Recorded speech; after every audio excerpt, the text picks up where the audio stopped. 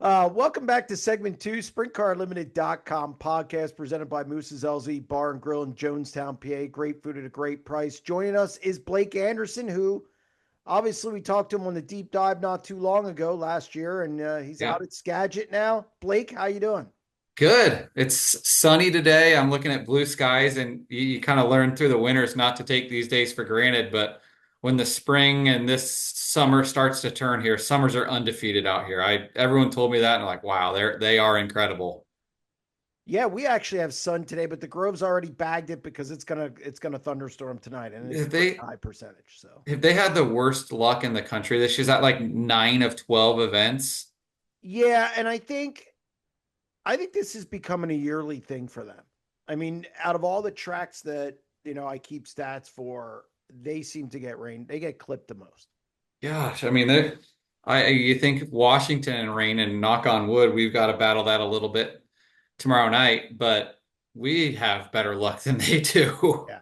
Yeah, it's not good. But speaking of Skagit, Yeah. some news about a couple weeks ago. We had it on the website. Joseph Terrell covering our West Coast stuff, and the Dirt Cup's going to 100,000. So having you on, wanted to talk a little Skagit.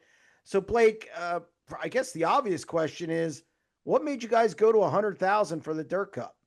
I think Kev just wants to continue to build Dirt Cup, and he saw that as a way, Kevin Rudine, to continue to build the event. And really, I feel like, 62 grand, phenomenal. But you get to that six figure, and that kind of puts you in the upper echelon of the sport and grabs attention and did exactly what we wanted to do, get attention, get guys' interest, peaking interest to come out here to Skagit and run. And it's been a people have been very receptive to it. We've seen ticket sales are up, entries are tracking at a good clip, and our ticket sales we're like 2-3 weeks ahead of where we were a year ago, which is really encouraging. And obviously, that's what we need. We need butts and seats to continue to pay these big purses. And Kev wants to continue to elevate Skagit Speedway, and I feel like now we're one of three tracks in the country that has multiple six-figure paydays, and the only track in the country that has it at two separate events per se, opposite ends of the schedule.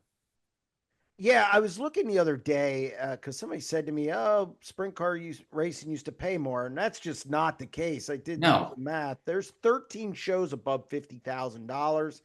I believe it's 13, and there's only a handful. I'd say maybe eight, nine, maybe 10 that are six figures, and you guys have two of them. So that kind of puts you in rare air. I think obviously Eldora, you guys, and I believe Huset's are the Yep. only three that have multiple six-figure paydays and for the same division. Is that kind of, do you guys, is it one of those deals where Kevin wants to kind of bolster Skagit to the point where it is one of the premier facilities on the West Coast? Because let's face it, the scenery's great. Yeah. I mean, that's our goal. I mean, that's the whole goal is to be the premier facility on the West Coast, the premier dirt track on the West Coast, and really catapult us onto that national scene, even though we're way out here on the West Coast. But I feel like we're definitely getting there. Our facility continues to improve, and we're going to see some major improvements, I think, in the next 12 months here at Skagit Speedway among the facility. And you look at our pay, we're the third highest paying 410 track in the country on a weekly basis. We have a couple six-figure paydays in the 410s. We have the highest paying 360 race in the country, winner share coming up at the end of July. Like Kev wants to, he's not messing around. Kevin and John Hager, they want to swim in the deep end, and I think we are. Yeah, I would say now, and Kevin Rudine, obviously very successful businessman along with his partner. And now the tough question is, do you get nervous because you have to make ends meet? They got to make Yeah. sense. You're still running a business, and it's difficult now with these purses going up because let's Mhm. face it, you got to have people through the gate. Yeah, I get a little nervous as I deal in the ticketing every day and looking at it and making sure, hey, we're doing what we need to be doing. But we've seen our weekly crowds are on the rise right now. Our lower end weekly crowds were our decent weekly crowds a year or two ago. And you look 3 years ago, our low end crowd was a pretty darn good crowd the first year they took the racetrack over, and now that's the bottom. We've really retooled how we go about things from every angle, the way we advertise, the way we market, and the way we hit social media. We kind of change the way that we go on social media to show that we have more than racing here at Skagit Speedway, because you have to get those fringe fans that maybe want a little bit more than, hey, the 410. That doesn't mean much to them, but what kind of experience can we provide them outside of that? And that's really what we've done at Dirt Cup. We have three pre-race parties. We our two pre-race parties. We have a golf outing. We really have ramped up things around it to, as you know, make it more than just a race, make it an event. And that's it. Easier said than done, but I feel like we're chipping away at that. For Dirt Cup, how important is it to keep it a West Coast event? Maybe so many of these races have sanctioning bodies in. You have the Mhm. Skagit Nationals, which of course has high limit. Is it important to keep this thing like a West Coast deal where anybody can come, but your winner is probably going to be somebody from the West Coast, and it really plays to the locals? That's what I like about Dirt Cup. I think that's kind of what separates it from really any of the other six-figure paydays. I don't know what the future holds. You never know.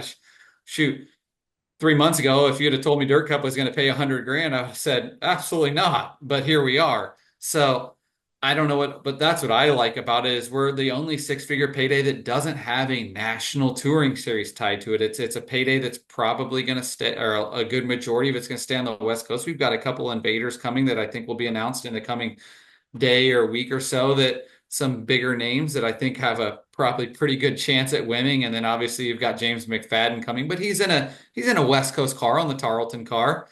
So, but I think that's what makes it unique, is that it really, I think, elevates the game on the West Coast, which is our whole goal, is to get 410 racing back going on the West Coast. When they announced in 2022 they were going to bring 410s back here, people like that's they're dead. It's never going to happen. And last week we had our lowest 410 car count of the year, and it was 17. So I feel like, 2 years ago we averaged eight, or 3 years ago we averaged eight 410s a night. Now our low end 17 cars. So we're growing. We're seeing teams expand into 410s, and to get to events like Dirt Cup. And I think a lot of them are jumping into the 410s because they see our 410 purses expanding at our big events and our weekly races, for frankly. I was one of these people who probably was a little skeptical when you said about going back to 410s. What has been the key to this growth? Because you can't have a big 410 event like the Dirt Cup and not have a local contingent, even with guys coming up from California or the invaders you talked Mhm. about. What has been the key components to kind of expanding that 410 field and building it to where you do have decent numbers? I think the pay has been big. Obviously, the guys know they're going to get paid, and that we pay pretty darn well for weekly racing. But Kev was passionate about 410s. I mean, we see it in our crowds, Jeremy, to go from another aspect in our crowds. Like when we have a 410 race versus the 360s, the crowd, like you can visually walk in here and be like, oh, the 410s are running, because the fans crave seeing 410s. And that's been a big component that allows us to continue to bolster things, is the fans are responding when we have the 410s, and our 360 crowds are up too. But that's getting 410 racing going out here was Kev's biggest priority. I feel like that was what he wanted to do when they took things over here, is do something that we thought needed to be done out here, but many said couldn't. And I look back into, like, even back in 2010 at Skagit when they were running 410s, they were getting like 8 or 9 a night, a lot of nights. I mean, it's as a fan, that's tough to come pay for. I feel like as a fan, I would be disappointed if I came and there were eight 410s. I don't know about you, but Yeah. that'd be very disappointing to show up and have eight 410s. But I think, our points fund is pretty solid, and that keeps a lot of weekly cars here. And I think that we've given guys a reason to jump out of their 360 into the 410, and more so a reason to have a 410 when you've got 18 nights you can run it here at Skagit versus, if we had maybe 8 nights, I think you'd see a lot of guys like it's not worth the expense, even though the pay is pretty good. But we got to have a reason to have a 410. And I think we're giving guys reasons to jump out of the 360 into the 410s. And we're seeing a successful ladder system. I look at kind of the Deming is a micro track about a half hour from us. We've got a lot of kids jumping from Deming into our sportsman sprints, which is our entry level division. And we've seen guys jump out of the sportsman sprint into the 410 and 360 divisions. Last year's sporty track champion is now running a 410 part-time and running a 360 full-time. So he's working his way up the ladder. So the ladder system's working, and we have nice pay jumps when you jump up each division too, which helps. And that only helps the Dirt Cup, as I said, Hmm. at the start. You that goes up to 100,000. Are you aware of down through? I mean, a lot of people Yeah. talk about that now with these higher paying shows. Lance DeWeese, big proponent of down through, even though he was the guy who was the threat to win the big check. And the late Greg Hodnett and I used to talk about that all the time as well. Are you guys aware of that as well? Just that yes, now that you're at six figures, hey, the next step is working down through. Mhm. Absolutely. And I I think there's two ways to look at it, and I didn't realize the second way to look at it until I started working on this side. And really, I think the Eldora Million was really kind of what opened my eyes to that side of things is the six figures you could pay down through and you get the cars, and that's great for the sport. 100% agree with that. But you get to the six figures and that gets the fans in the stands and that gets the attention. I mean, $62,000 is sexy, but $100,000 is a whole lot sexier. That puts you in a whole nother ball field and it gets more fans in the stands. It sells tickets. And as we know, just the more tickets you sell, that it creates a whole different windfall that enables you to pay down through the field. And that's what we're really hoping to do here is, hey, we can sell more tickets and then we can bolster the field through, or we can bolster things through the field, which is keeps things healthy on the West Coast. I mean, we've got it up to 3,000 to start, and that's pretty sporty.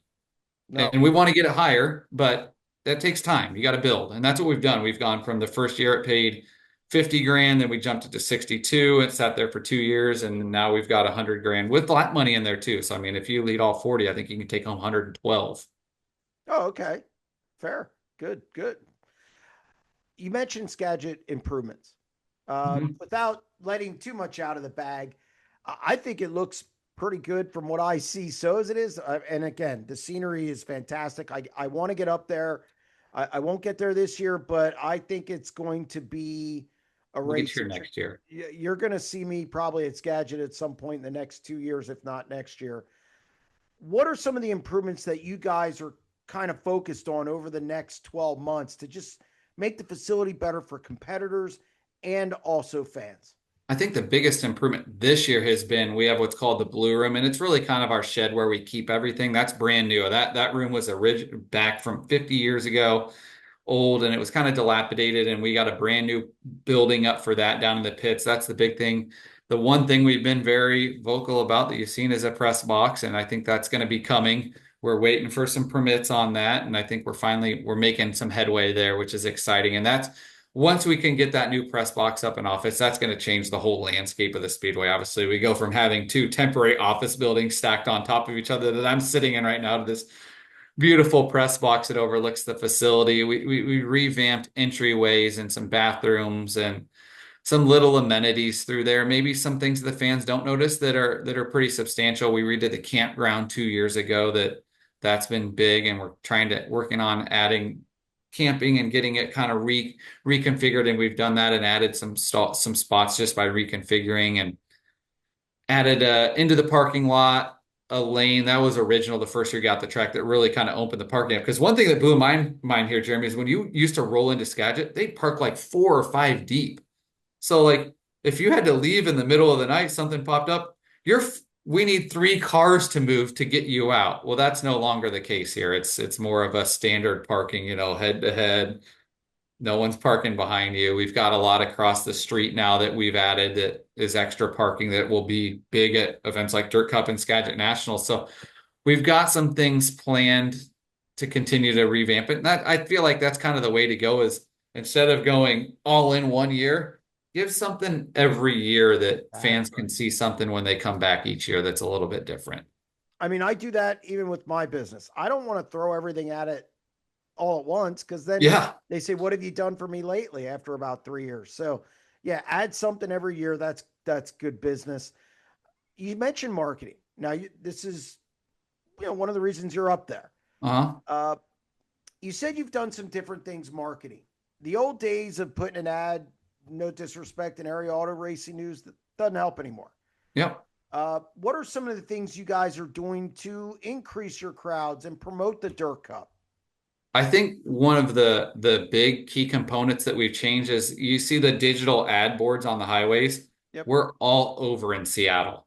I mean, I live on the north side of Seattle and I pass 4 boards on the way to the racetrack that we're on every single week that pop. And our ad's a little bit different. Obviously, with the blue, I see one when I pull off the exit at my place on the north side of Seattle that there's a digital board right there. And when I'm sitting at the stoplight, when it hits our Skagit, that blue hits the screen and it lights the sky up different than any other color, and it just grabs your attention. And that's one thing we've really done. We've got a big ad down by T-Mobile Park where the Seattle Mariners play. Oh, That's something we changed in the last couple of years, that there's an ad there. We've really kind of upped our game on the Facebook side of things and spending money there and seeing a lot of return there.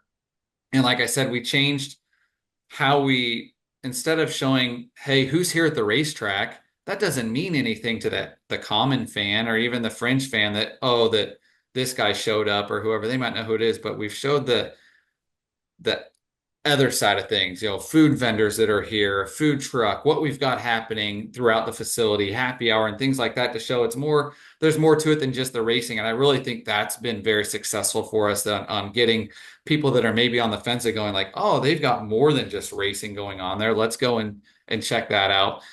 And I feel like our radio advertising too has been big. I spent all morning, the past 4 hours across multiple stations in a building on different morning shows. And that's big. The radio show I was on, I can roll out of my place in Seattle an hour and a half south of Bellingham, and I can get that channel. And they go an hour north of there into Vancouver, and they get that channel. So we're able to hit two major markets with one radio station, which is big. I know the radio game's evolved a little bit, but they still see pretty big numbers with a popular morning show because I think local media is making a little bit of a comeback. I hope.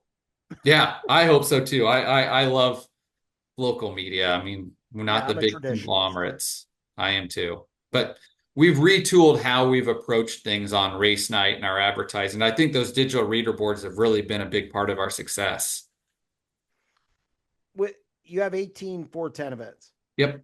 Are you guys, it's something I push for back here. It doesn't happen very much, but multi-purpose entertainment venue. Is that something you guys have embraced as well, where it's not just racing, you have other things at that facility? Or is I that think something you want to institute in the future? I think we would like to. Our entertainment license holds us back a little bit, where like back home in the Midwest, you could have a million events. Like we can't even do track rentals here right now. We have teams that want to rent the racetrack and they would count that as an event against us. And it's hard for us to give up a race night for a track rental.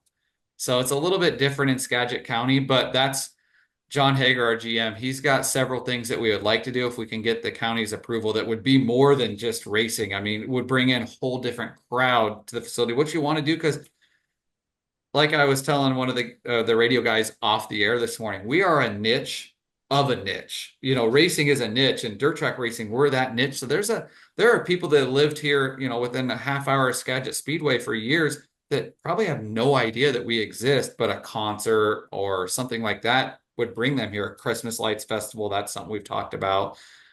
I love that idea, by the way. Bring people into the facility that wouldn't normally be here. And that's what we've kind of pitched to the county as we're trying to get these permits and stuff, is we want to be more than just a racetrack. We want to be, a staple of the community and bring people out here to host events that are more than just racing. Tell them their tax dollars will go up. Yeah. Oh, Kev started throwing that around a little bit. I think we're making some inroads, and we're definitely, and we've been very active in the community. I can tell you, we get donation requests a lot for tickets. I don't say no to one. I mean, we are very involved in the community, which I think has also been a big help. Of people see us everywhere you know, at all sorts of different community events and meetings and auctions. We're Chamber of Commerce. We're very involved with multiple Chamber of Commerce at 4 towns that are in our area. Rotary involved there. So you can't go too far without seeing Skagit Speedway. Well, the most expensive seat's the one that's empty. Exactly. I have learned that quickly at being on this side of the sport now, is the empty seats don't pay the bills, right? No, they do not. What are, as far as with the Dirt Cup, how big can this thing go? I mean, I find it hard to believe just talking to Kevin like I did that. Oh, okay, we're good there. I don't believe that for a second. What? How big do you guys want this thing to grow? I mean, obviously you need fan support. Obviously Yeah. you need camping support and all those things that go into it. But perfect scenario, how big do you want the dirt cup to get? I mean, I thought we were probably close to banging our head on a ceiling previously to where we went. So with Kevin, you never know. I think we can keep getting it bigger. We just, as you mentioned, we need the fan support. That's ultimately what's going to be the key driver, because if Kevin doesn't see the fan support when at our end of the year meeting, when he's looking at the dollars and cents and like, well, we paid a whole heck of a lot more at Dirt Cup and we only made $2,000 more. I can't justify that. But if we can keep growing it, I think it can keep getting bigger. In my personal opinion, I'd like to see it kind of stay where it is win wise and continue to bolster that purse from second, third, fourth, even fifth on back into the B mains. Like we all know you can have a phenomenal sprint car race with just 20 cars. You could have the best Sure. race ever. But there's a lot of fans that look at it and if they don't see 50 cars, like, or 40 cars, I don't know. Boy, it's struggling. And it's like, well, no, we're pretty healthy. We're at 40 to 50 cars. But I think if we can continue to bolster it from maybe fifth on back and get into the B main, that's going to be where I personally would like to see the growth. But I don't know what Kev's thinking. I mean, you never know. I haven't chatted too much with him about what's this place hold for 5 years down the road. I don't know if he knows though, but if the fan support keeps growing, then we can keep growing. What's the format for that thing? And obviously format's a big discussion across Yeah. the board. I heard it at the Weichert. What's the format for the Dirt Cup? What are the dates? So the dates are June 19, 2021, and the format is you earn points every time you're on the racetrack on Thursday and Friday. Qualifying, we have an invert, I think it's 6 or 8, and then you earn points on your heat race. Earn points, big invert in the A main on the qualifying night, 16 car invert. So that makes for some exciting passing. And then we total your points from Thursday and Friday. The top four in points are locked into, we haven't decided yet, some sort of scramble dash king of the hill. And then we'll have 4 or 5 heat races on Saturday lined up straight up on points. And the winner of each heat race will lock into that scramble as well. And the balance of the field falls into the D, hopefully D. Hopefully we have a D main on Saturday. There you go. D, C, B, and A. And then we're going to start 26 cars on Saturday night, no provisionals. In the past, we had like a fan vote provisional and a promoter provisional that now I was like, we're not tied to anything. No provisionals. You either make it or you don't. Thank So Kev God. said, let's start 26 then. So we're going to take 6 cars out of the B instead of 4. And 26 is Kev's number. So we're starting 26 cars on Saturday night. Thank God. I'm sick of provisionals. I hate provisionals. You probably heard me say it. Well, Yep. I don't I, know t- since I've known you. I went to the meeting and I said, this is the Dirt Cup. This is Exactly. it. No provisionals. Like it's not tied to points. NARC gets show up points, so it's not like they get more points if they make the A. No, like I want to see the best cars battle it out. Not okay. Well, then we'll bring two more cars in after we set our field. Let's just set the field and call it a day. And that's what Kev decided. Like so, we're going 26, and it's the 26 best cars, and that's what it's going to be. I love that. I was, yes, thank God. Yes. That probably could make the 90 at 9. Yeah, no provisionals, and we will be on Flow this year. So if people want to watch, we're on Flow Racing. So that's been big for us, but hopefully we'd rather have them here in the stands. We'd rather have you here, Jeremy. Absolutely. Uh, how about you? Still liking it out in the West Yeah. Coast? I mean, you're a Midwest guy. I know you still, for some reason, like Iowa football. Uh, Hey, last time I was on here, I told you we'd have a top 100 offense at Iowa, and they were top 100. yeah. Well, you, Shoot for the stars. yeah, you got me there. Yeah, top 75 this year. Calling my shot, Jeremy. Top 75. They're going to keep improving. Got a quarterback. Well, okay. I mean, there's something to hang your hat on. 75. Yeah, but The biggest claim to fame, Caitlin Clark has saved the WNBA, and she is taking it to a height that I never thought that league would grow to. it's She is unbelievable. phenomenal for sports. Yeah, I have a 5-month-old golden retriever that's 5 months old tomorrow, and her name is Cece. So There you go. the breeder's daughter, Levi Hillier, that's his one of the rising stars in sprint car racing. He's just turned 15. He drives a 360 for Kev. Has a couple of wins this year.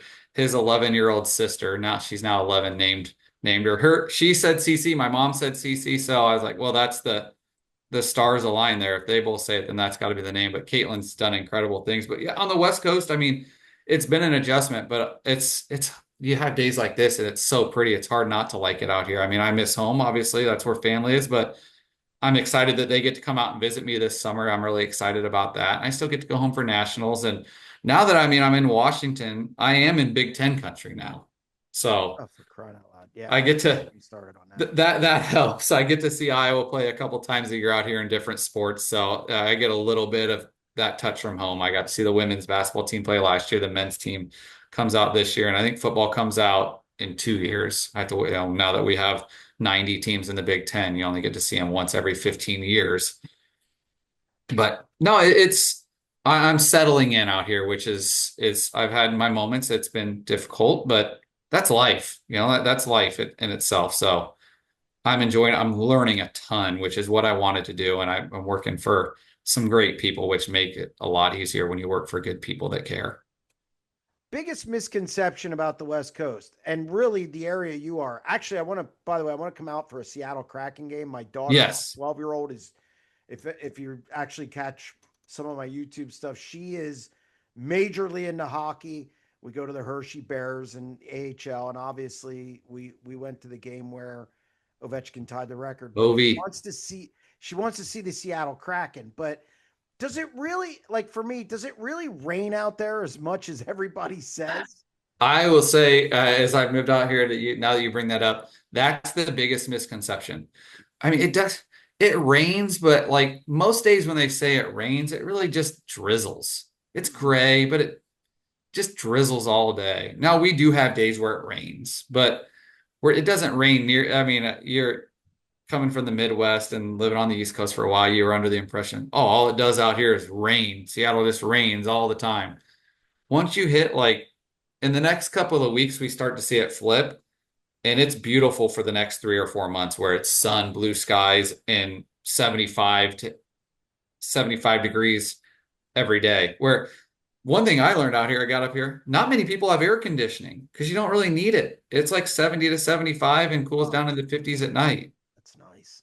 It's beautiful. Now when it gets into the 80s here, it gets kind of with it's like boy, it's a different 80 than the Midwest, where like in the Midwest in Pennsylvania, when it hits 80 in the summer, you're like, oh, the air conditioning is on.